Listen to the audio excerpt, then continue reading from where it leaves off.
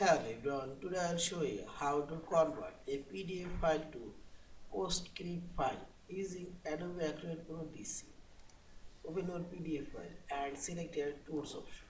Now select your Export PDF option and select your More Format option, and this is PostScript option. Set here and click the setting option. Then you can change the setting SCI option, and this is binary option. Also you can include comments, especially page range, all page. I choose binary and finally select OK and select export.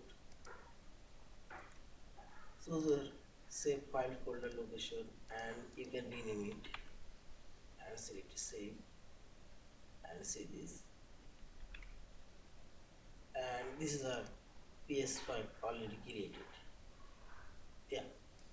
Thank you for watching. Subscribe, like, share and comment.